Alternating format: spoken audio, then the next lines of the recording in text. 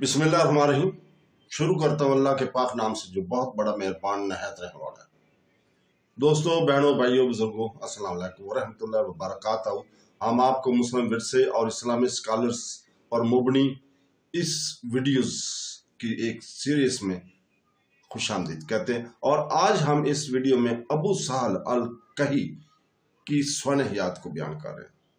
अबू सहल अल कही 10वीं सदी के अजीम इस्लामी स्कॉलर्स, रियाजी दानों और माहिरीन फल्कियात में से एक थे, जिनके काम इस्लामी सुनहरी दौर की चमक को ज़ाहिर करते थे। इनका पूरा नाम अबू सहल वज्जान बिन रुस्तम अल कही था और वो 940 के लगभग तबरस्तान शहर में पैदा हुए, जो कि मौजूदा ईरान में बहरा कैस्पियन के जनूबी सैल के साथ वाक़ है।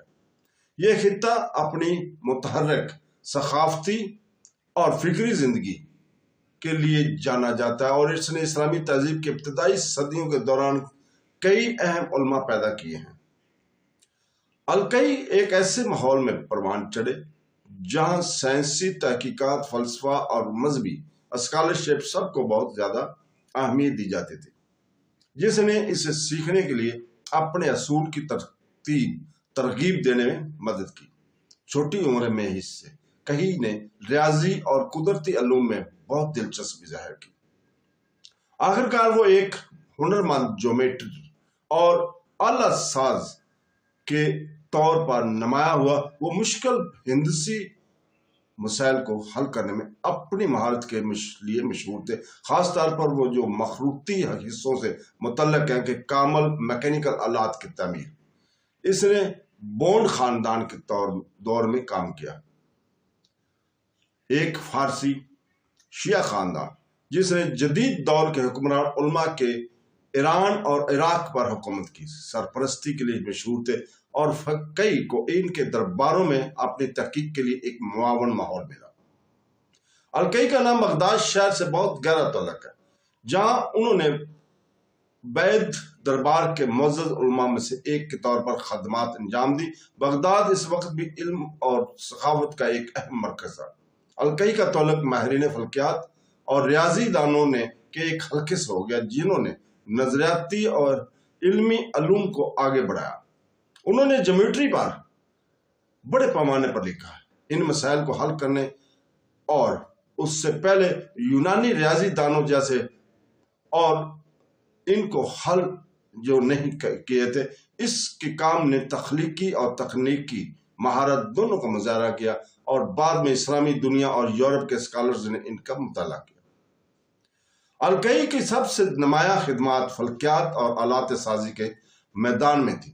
वो ऐन मुताबिक फल्कियाती आलात की तमीर के लिए मशहूर थे, जिसे एस्ट्रोलेज और देखने वाले आलात जो कि आसमानी हरकत को पैमाइश के लिए इस्तेमाल होते थे, इनकी मशीनी जहानत ने आसमानों के ज्यादा दुरुस्त मुशाहदे की इजाजत दी और इसके आलात स्कॉलर्स और नेगोटियर्स दोनों के लिए कीमती औजार बन गए। अपने काम के जरिए इन्होंने अमली साइंस की तरक्की में अपना हिस्सा डाला। ये दिखाया कि रियाजी को किसी तरह नेगोशिएशंस, फल्कियात और इंजीनियरिंग में अमली मकासद के लिए इस्तेमाल किया जा सकता है। अलकई का इंतकाल 1000 के लगभग बगदाद में हुआ। वो शहर जहां इन्होंने अपना ज्यादातर काम अंजाम दिया था, इसकी वफात ने 10वीं सदी के सबसे बासलीयत साइंसी ज़हनों में से एक के इंतकाल को निशानजद किया। उन्होंने बगदाद में सुपुर्द खाक किया गया और वक्त गुजरने के साथ साथ इनकी याद के एहतराम के लिए इनकी कई तदफीन की जगह पर एक मामूली सा मज़ार बनाया गया। इस मज़ार ने इल्म और दरियाफ्त के लिए इनकी जिंदगी भर की लगन के एक खामोश गवाही के तौर पर काम किया। तुलबा और मुद्दा इस जगह का दौरा करते हैं, एक स्कॉलर को खराज तहसीन पेश करते हैं, जिसके काम ने कदीम दुनिया की रियाजियाती और फल्कियाती रवायत को बरकरार रखने और बढ़ाने में मदद की थी। इनके मज़ार की तारीख अकीदत और जिद्दोजहद दोनों को अक्कासी करती है। बगदाद बहुत से इंतशार के दौर ادوار سے گزرا بشمول حملے اور تباہی، جس نے بہت سی تاریخی اور مذہبی یادگاروں کو متاثر کیا۔ الکئی کا مزار دوسرے علماء کی طرح بعض اوقات نظر انداز ہوا، پھر بھی ان کی خدمت کی یاد پوری طرح مدم نہیں ہوئی۔ صدیوں تک ریاضی دان اور ماہرین فلکیات ان کی تحریروں کا حوالہ دیتے رہے اور ان کے میکینیکل ڈیزائن کی اہمیت کو تسلیم کرتے رہے۔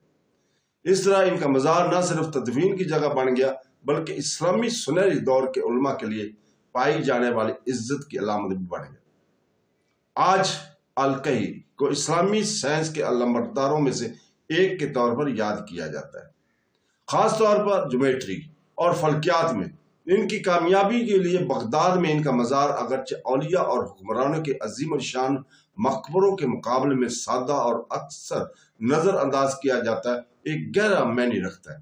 اس میں علم کو عزت دینے کی اسلامی روایت اور ان علماء کو مجسم کیا گیا جنہوں نے اس کے حصول کے لیے اپنی زندگیاں وقف کر دی۔ ابو سال قئی کی میراث ان کے کاموں مزار کی یاد سے زندہ ہے، جو ان کے آخری آرامگاہ کی حفاظت کرتی ہے۔ اس کے ساتھ ہی آج ہم دوستوں، بہنوں، بھائیوں، آپ سے اجازت چاہتے ہیں۔ کل انشاءاللہ تعالی ہم اسی وقت، اگر اللہ تعالی نے ہمت اور زندگی دی، تو ہم ابو سہل عیسیٰ ابن یحییٰ الصحیح کی میراث کو بیان کریں گے، ان کی سوانحیات کو بیان کریں گے، ہم ان کے مزار کی تاریخ کو بھی بیان کریں گے۔ آخر میں اللہ تعالیٰ سے دعا ہے کہ وہ ہمیں قرآن پاک اور سنت رسول پر عمل کرنے کی توفیق عطا فرمائے۔ آمین ثم آمین۔ اللہ حافظ۔